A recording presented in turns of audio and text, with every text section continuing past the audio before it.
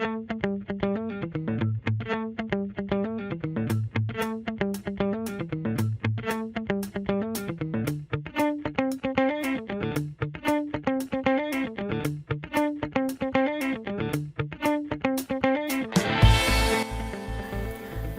to Redzone and Lab Podcast with Dion Deuce Blackney.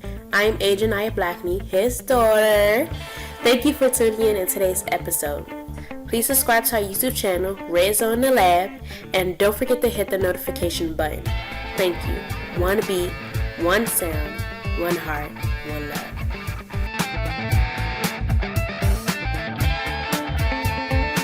Welcome back to Redzone and the Lab Podcast. This is Dion Deuce Blackney.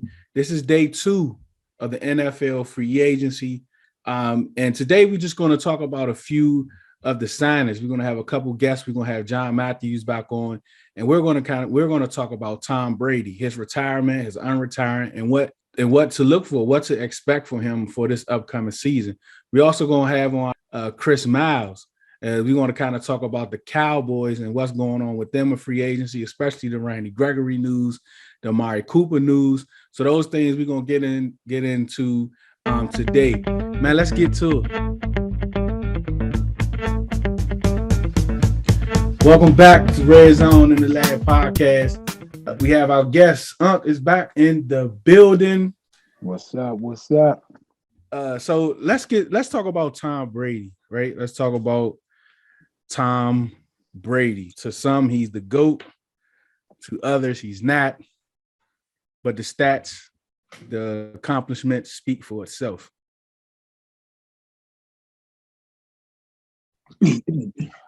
So Tom Brady, he retired February 1st.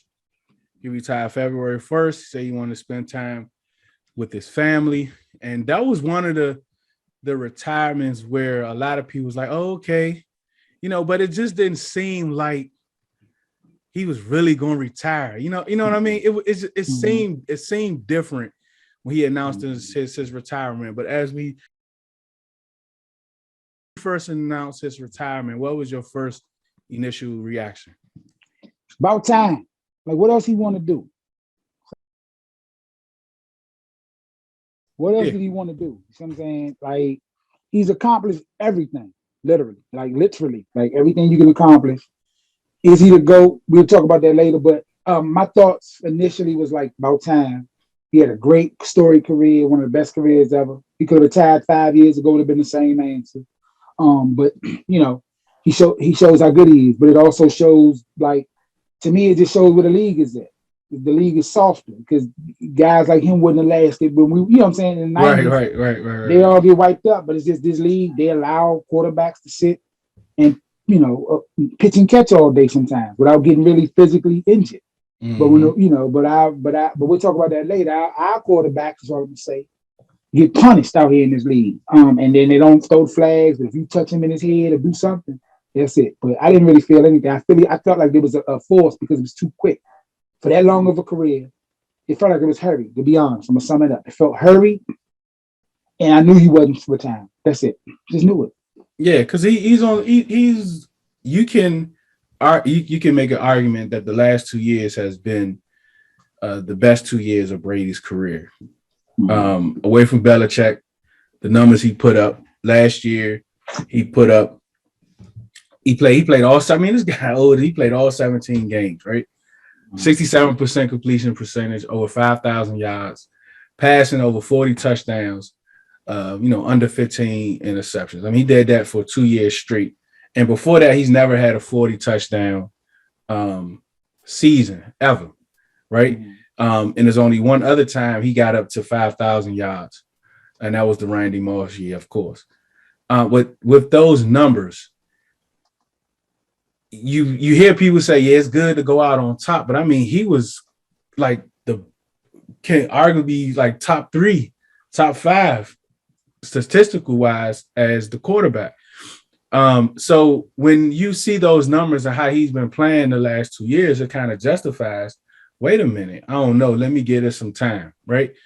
Here comes March 13th. Tom Brady, this is the statement he posts. these past 2 months, I've realized my place is still on the field and not in the stands. That will come, but it's not now. I love my teammates and I love my supportive family. They make it all possible. I'm coming back for my 23rd season in Tampa, unfinished finish LFG. So like, it was barely a month, just over a month. And when that statement came out, when you heard that, how did you feel about that? I'll tell you what. I'm gonna give you the truth about what I felt, but what really went on there. When Jimmy Garoppolo didn't get traded to nobody, right? That's all this was. I'm gonna force these people to like make a move, make a decision, see how it go, right? That I can get. He wants to play for San Francisco, and hold on one second. He wants to play for San Francisco. I think that's what it was. And so what I thought was like, it clearly was, you looked at how the timing goes, how things got shook and went different ways. That's it. Yeah, and that might be the team he was talking about a couple of years ago when he was saying that y'all gonna keep this guy over me, blah blah blah. Maybe that was maybe that was San Francisco. But then this was funny too. He was like, LeBron texted him and he was like, he texted me, hey, we're the best ever at what we do. We're competing with each other at this point.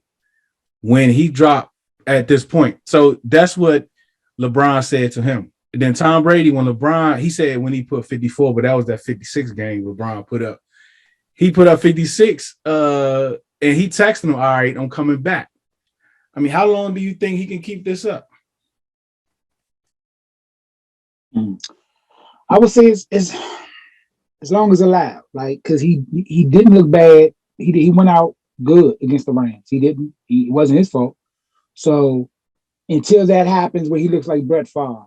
So when it comes to his longevity, how long do you think he can keep this up? He like a heavyweight boxer, Deion. Like a heavyweight champ boxer. You got to knock him out. So he's gonna keep. I think that's what's gonna happen. Like, barring anything cataclysmic, like a terrible injury, terrible situation, this guy's gonna play because the way he plays, he's seen it all. He's in great shape. I'm just, man, it's hard to see when. It's hard to say when. He's older than me. You know what I'm saying? And it's just to see him, it is a feat to behold, to see him, like you talked about LeBron too. It's something to watch. And so this is something we've never really seen, right? So you ask me how long he can go, as long as he feel like it.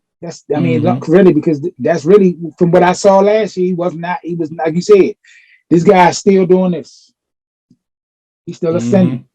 It's not a thing where he's in a decline. He's not a Brett Favre. He's not a Warren Moon enforcement. Randall Cunningham. Some guys were really good and got old and cold. John Elway, Peyton Manning, old and cold. This guy is still hot and out the pot, and just still hot out the pot at 44. It's just what it is. He hot. You can't hold him. He out, and it's just, you can't really knock. You can't really knock. It is greatness there. From Tom Brady this upcoming season.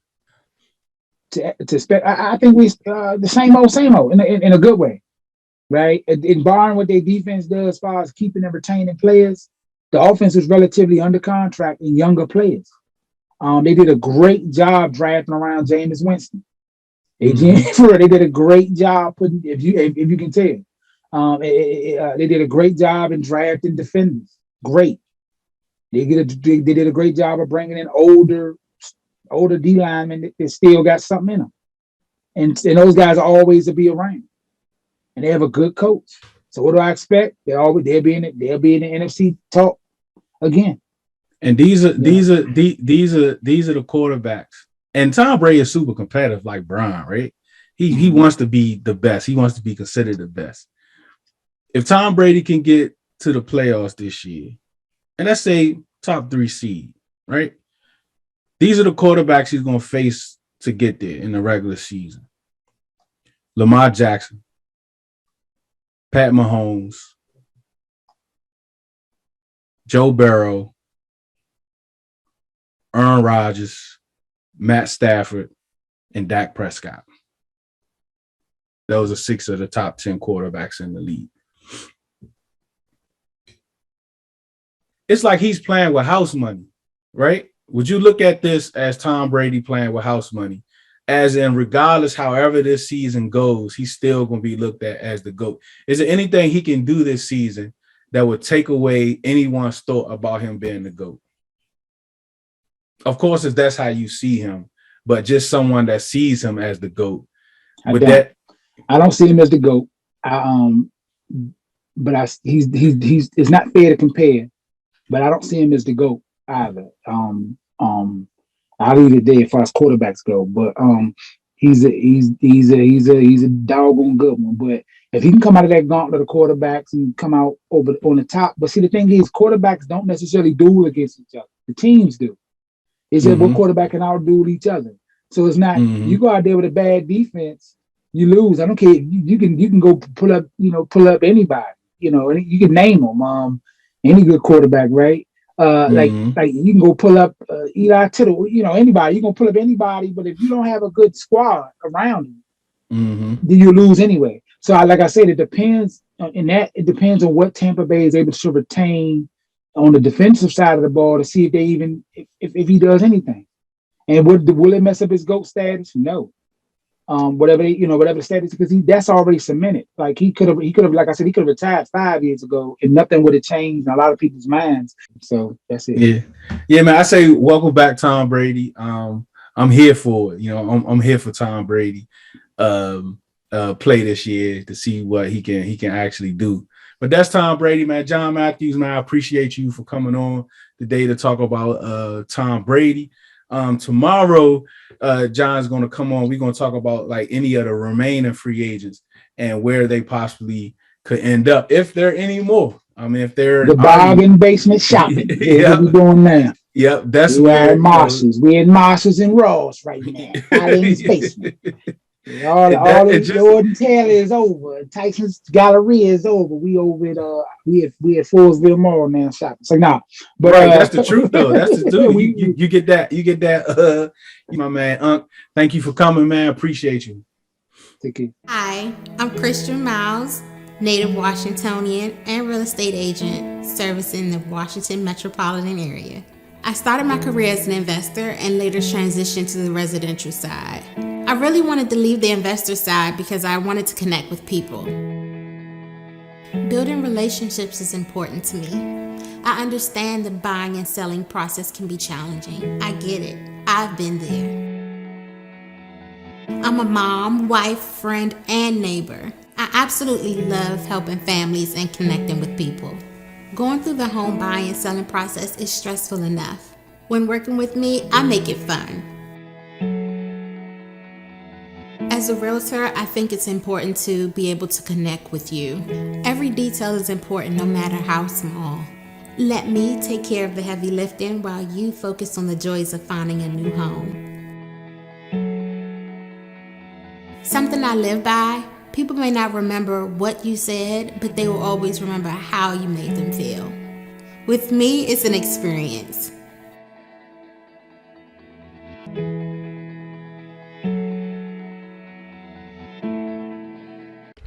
There's a lot of bad stigma about shopping for a used car. Well, come visit us at iCargo Motors. We'll take care of you. We'll ensure that your experience is not only seamless and efficient, but also satisfying. Because at iCargo Motors, we believe that the best form of currency is integrity. Welcome back to Redzone in the Lab with Deuce. All right, we're back. Redzone in the Lab podcast, and as promised, Chris Miles is here, our Dallas Cowboys contributor, to give his take on the Dallas Cowboys offseason thus far and the crazy drama surrounding Randy Gregory. Chris Miles, thanks for joining us, man. What's up, D? What's up, Redzone in the Lab? Thanks for having me. So where we gonna start first? Let's start with the offensive line. You all lost Connor Williams yesterday. What's the state of that offensive line? Well, I see the departure of Connor Williams as being a good thing. That shows that that's one aspect of the draft that we'll be attacking is trying to get a little younger. because at the end of the day, whether it's penalties or missing blocks, from a fan's point of view, I saw Connor Williams as a liability on that offensive line. Yeah, I agree.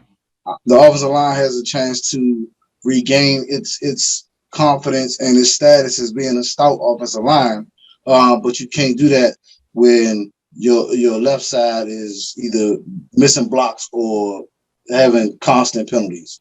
There was a point in the season where he even got pulled for a couple games. Yep.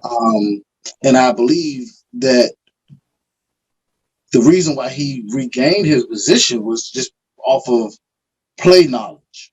Mm-hmm. His backup, as y'all know, we use his backup as a fullback in some situations. So that repetition at the actual guard position, for a second string, third string, or whatever you might call it, it's not the same repetitions you'll get as a starter. Mm-hmm. So I think that's the only reason why he regained his job. Yeah. And then once he did that, he might have played a good game or two, but then penalties became an issue again, or missed blocks. He was just got blown out the water, from the blocks. Mm-hmm. So I see it as a rebuild stage, and I think that's an area that we'll attack in the draft. So. Amari Cooper, what was your first initial reaction when he was traded? I mean, and we know when he was going to either be traded or released, but when the news came out, as the season really progressed and the offseason came, it was all about Amari Cooper. What are we going to do? We're going to release him. We're going to keep him. We're going to trade him. What was your initial reaction to losing Amari Cooper? Man, that hurt. That's my reaction. That hurt. Yeah. That's to me, that's a bonehead move. But again, I'm not a coach, a GM, a owner, a partial owner, or anything. You know what I mean? Mm-hmm. I wish, but how often do you come across 1,000-yard receiver? You know what I mean? Mm-hmm. Now, yeah, he's been injury prone, but he's proven that when he's in the game, he affects the game because he opens it up for CeeDee Lamb, Michael Gallup, or Cedric Wilson. Whoever may be the other receiving threats. So sometimes football is not always about productivity. You know what I mean? It's about scheme, and sometimes you use a player to create opportunities for other players. Right. And there may be times where he might have been open and Dak might have missed him and threw to somebody else or whatever, but he's drawing that coverage to get the open lanes for them other players. Mm-hmm. And in the games that I've seen, and don't get me wrong, I'm a diehard Cowboys fan. I've been one since I was a child, but in the games that I've seen, to your fault. That's to your fault. That's to my fault. Yeah. So so from the games that I've seen, man, CeeDee Lamb has the potential to be a number one, but he's not ready yet. Yeah, but I think that's the reason why. I think that the reason why they found Amari to be expendable because they believe that he is. Yeah, they believe that he's ready, but like I said, and that could be that they have the frontline knowledge, but from what I've seen from the games that Amari Cooper missed this year by having COVID, what happened? What was he? Yeah, where was he? He wasn't a major impact on games like he was when Amari was there. That's facts. Yeah, that's true. He ain't show up when you expect for him to kind of show what I'm saying? Up. You gotta be that man from start to finish if they're gonna let the man go. Yeah. So Malik Hooker. He doesn't like Malik Hooker. When you look at his stats, it doesn't look like he had a big impact. He played 15 games. He had 44 tackles. And I think he had one pick, a couple pass breakups. That doesn't really jump out. But I think Malik Hooker brings a little more that you won't show on a stat sheet. And I know you watch the games religiously. What does he bring that we don't see on paper? Physicality. Mm-hmm. That's number one. Now, when he got picked up as a late addition, before the season started, right before the season started, he came in knowing he was going to be a backup. So he came in behind the ball, and yeah, he did the interview process early in the summer, and his options were still open. But right before the season started, he decided to sign with Dallas. So he came in knowing he was behind the ball, knowing we had other safeties, Jerron Curse, Donovan Wilson, DeMonte Casey, so you already coming down the line of the depth chart. So at that point, it's all about, like we said, it's play knowledge and getting acclimated to the system. Now, as the season went on, and he got his opportunities, he made tackles. You know what I mean? He had a pick. Okay, one pick, yeah. But he brought a physicality because Malik Hooker, you can bring down to the box. He can cover that flat. You know what I mean? Tight end do a flat, he can cover that, and he can make the tackle. You ain't necessarily always got to make a pick, knock the ball down. But if you make that tackle that's short of that first down, that's a punt. So for a player like Malik Hooker, he ain't the ball hawk. He might not be the best cover guy, but he's a solid tackler. Yeah. And he shows effort, and he doesn't give up on plays. It's from what I've seen.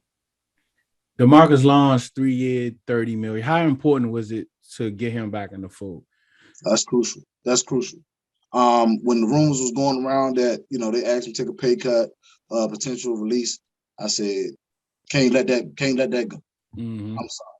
He is the anchor of our defense.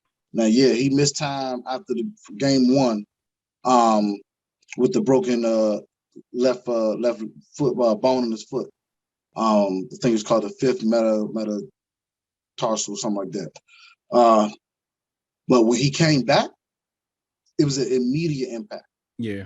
Because you can look at the stats that he had years ago, and you look at the stats he has now. There's no comparison to when he had a 13-sack season. But other people's stats show for it. Again, it's not being an impact player is not always about the plays you make. It's about the opportunities that you create for your brothers that's right alongside. And when he came in, he did just that. And he made some plays on his own. When he came back, he had a forced fumble against the Giants. He had the pick six against y'all. He made plays. You know what I mean? And he caused a lot of disruption because you got to account for number 90 when you're on the field. I agree, man. We talked about Mari Cooper, we talked about CD Lamb, but what about Michael Gallup? Did you see that as a priority to get him back and to re-sign him to a long-term deal?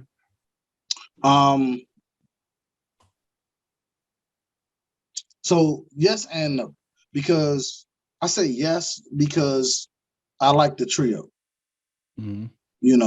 Michael Gallup is our deep threat. You could say he is our deep threat. Dak throws more deep passes to him than anybody else. Okay. And he makes those over the shoulder, tiptoe sideline, deep passes that, come a dime a dozen. How many times do you see a guy falling out of bounds, toes in, looking over his outside shoulder, catching the deep pass 30, 40 yards down the field,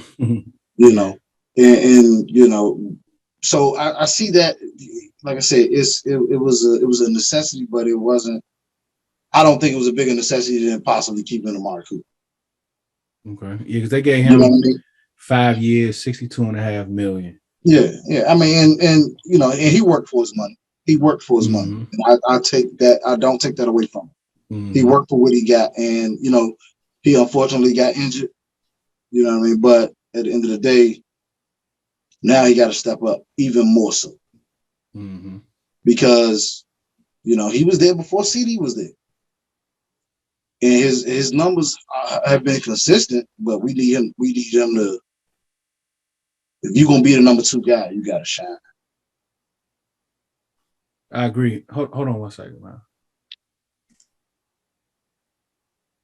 man. Randy Gregory. Jerry Jones has done for him what I don't believe any other owner would have done for him. He stuck by him regardless of all the criticism he had. him and Stephen Jones, they stuck by Randy Gregory through all the things, as he, went through all the stuff that he went through all field. They were still there waiting, willing to give him a chance, ready for him to come back. The report came out that they was re-signing Randy Gregory. About an hour or so later, there's reports that he changed course and he's going to sign with the Broncos. And the reason for that, the early reason for that was because he was saying that it was back and forth between the Broncos and the Cowboys. Jerry put in a hard press last night, so he decided to go with the Cowboys. But they said once they got the agreement, and as this was going on, they kept trying to change the language about the agreement. So they kept trying to do that. So Randy Gregory said, hey, look, I'm going to the Broncos. But about an hour ago, the other side came out and said the language that's in his contract is in everyone's contract. It's in the contract with Michael Gallup, it's in the contract with other people. Basically, if you get into issues and stuff like that, off field, whatever, you lose roster bonuses, so forth and so forth. So, of course, that's going to be a battle coming back and forth. But the impact of this to the Cowboy fan base, what's like, how are you feeling about the whole thing and losing Randy Gregory after all you all had kind of put in energy you all gave him? For me personally, that hurt just as much as Amari Cooper. As far as the negotiations and the contracts, from what I heard, that Jerry Jones was livid, and it was not his choice in changing verbiage that was in the contract because he had full trust in Randy Gregory. Now, is the verbiage in every contract? That's what they say, and that's fine. But there's always that aspect of when you send me something to my table, and the verbiage is not there to begin with. If I agree to that contract without that verbiage, and then you say, I'm going to slide that in there, and I do my final read over, and I say, well, this wasn't in there first. You know what I mean? Every person that, has ever dealt with a contract, whether it's simple verbiage or whatever, any small detail that changes things. Because it's a change up. And I understand it, and I respect both sides of it, trying to protect themselves. For him, it's knowing the work that he's put in to become a better player and a better person off the field. Right. For the organization, they've moved forward and try to, back him as best as they can, but they still feel as though they wanted to protect themselves in the event of. Because we all know sometimes once players get money, things change. So I understand both sides of it, and I respect both decisions on both parties. But as a fan, for me, from the defensive side of the ball, it hurt just as much as the Amari Cooper. So how much would Von Miller make it better? Because DeMarcus Wade is working it. He's working the phones with Von Miller, and Von Miller has interest. Would that alleviate? That evens the playing field. That alleviates the pain. That does it. That does it. Because, man, look, Von Miller, he can get it done. You know what I mean? He can get it done. So, and not saying Randy Gregory can't, but Von Miller is he's a different guy. He's an animal just as well. You know what I'm saying? He's an animal just as well. And coming off the playoffs performances he's had along with the Super Bowl, man, that's a monster addition. Is it an upgrade? Everybody looks at it as an upgrade. You know what I mean? So yeah, we need somebody on the other side. But that's Cris Miles, man. I appreciate you for coming on, man. That's our Dallas Cowboys contributor. I appreciate you for coming on, man. Look to see you again, have you on. So we got a whole off season to prepare for and talk about our division. Appreciate you for coming on, man. That's Cris Miles. Hello, ladies and gentlemen. Just coming to you all. Just wanted to share these amazing Tava products with you all that has helped me drop 60 pounds over a year and a half. So look, I'm going to start off with our flagship product, which is our Fascia Detox Tea. When I tell you it's amazing, it's going to clean out your upper and your lower intestines. And also, Fascia stands for empty in Spanish. That's the first part.